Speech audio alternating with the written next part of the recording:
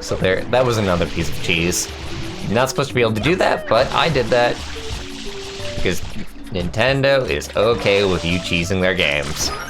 You know, game devs are actually getting mad when people say like, "Oh, this was poorly programmed," like speedrunners and like testers and whatnot saying stuff like that. Who gets mad? Game devs in general. Yeah, I mean, I believe it because they don't want to hear that. It sucks being told that your product might be shitty. Well, they think that you're just wrong for saying it's badly programmed. I mean, it could be a mix of things, but yeah, I mean, it sucks to hear. So most of them are probably just like really hurt to find out that like someone would feel that way. And it's tough for them to like back down. Nobody hates gamers more than game devs. Mm-hmm. Which, to be fair, I agree with sometimes, but lately on my timeline where I follow a bunch of game devs, it's just been taken like way too far with it, where they will just consistently like fall in line with other game devs and be like, yeah, this game developer did nothing wrong. Y'all are just being like angry gamers. Well, I think I wouldn't be able to comment without seeing specific scenarios and also knowing the games. I would say the one that pissed me off the most was with the No Man's Sky dev and people being like, oh yeah, they were fine. They were totally fine. No, they weren't. That might be hard to say. I don't know, because like a lot of that, I don't know how much the game devs were involved in the marketing with that, because it seemed like the marketing was providing promises that were a went lot on more. A talk show like a few days before the game launched, yeah, and was saying stuff that was flat out wrong. Yeah, it's a problem. Yeah, that was actually a very what's the word? I don't want to say complicated because it's not complicated. We know what happened. It was which, to be clear, the one thing that I am against is like any harassment, any life threats against, you know, the Hello Games team. Don't do that. Like, absolutely not. Yeah, it sucks that they were dishonest. At the same time, I don't want to hear that the dude is fine and that, you know, like, everything they did was great and awesome. Because they were dishonest about what they were providing. Mm-hmm. And they weren't, because they said it was going to be at launch, right? Did they say everything was going to be at launch?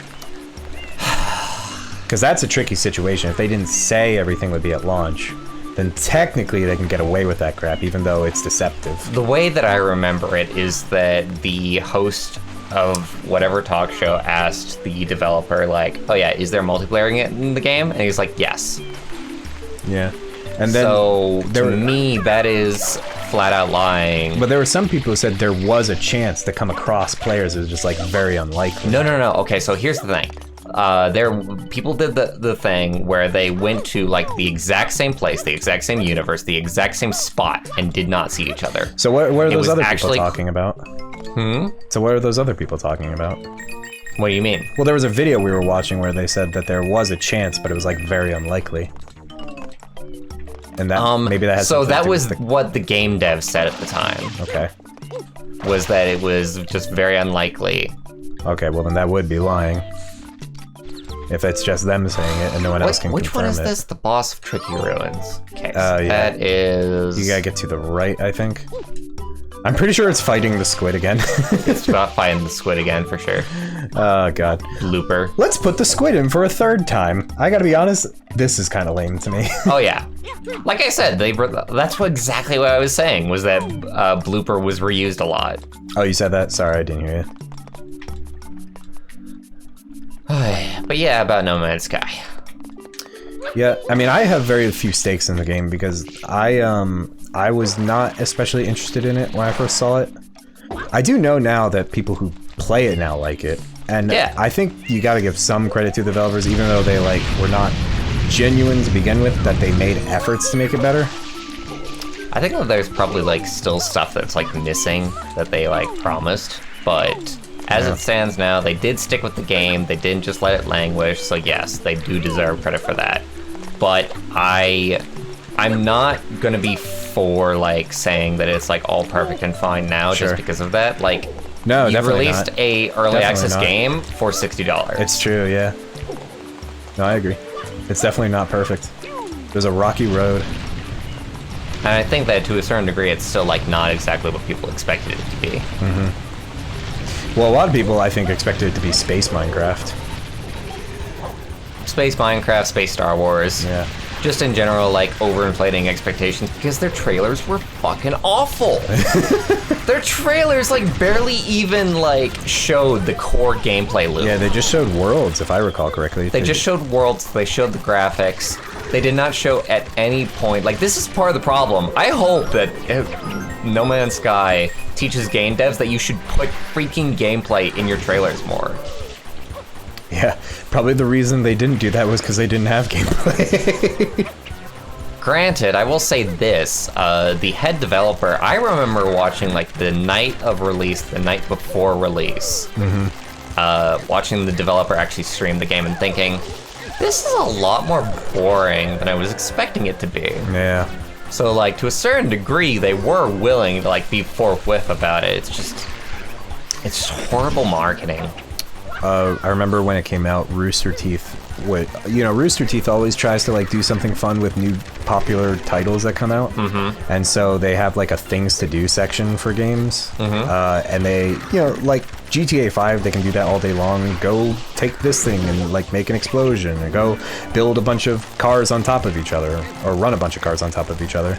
And they tried to do No Man's Sky, and as far as I could tell, what they came up with was you could build a penis with the mountains around you, and that was the only video they put out.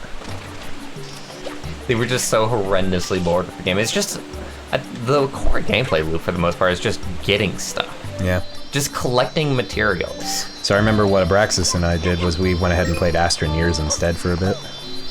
Astroneer. Which just got bored with No Man's Sky and played Astroneers. Never even played that. We just saw that there was a bunch of bad press and bad design, and so we decided to look at other space games. And Astroneer immediately did a bunch of the things at like its beta early release stage, early access stage that like No Man's Sky didn't do at all. So like you could go to the other planets very easily, and you could like manipulate the land very easily. And it didn't have species. It didn't do that. You could go to other planets in No Man's Sky even on 1.0. Oh, you could? Okay. Never mind then. There's something, Abraxas was telling me about it, what they did that No Man's Sky didn't do. Fair enough. You could do a lot of building very easily in Astroneer. They made building your base very easy early on. I don't know what it's like now. It's been a while since I played it. Here, get in my magic bottle. Haha, I finally captured Mario. I did what Bowser could never do. We were just deceived. Just stick a cork in it and take it to Bowser. Yep. He'll just stick it on the mantelpiece. Yeah, look at this. I mean, that old man has too much power. He's got a fair amount, Good that's grab. for sure. Good grab. Praise me too much, it'll make me miss. You're doing amazing.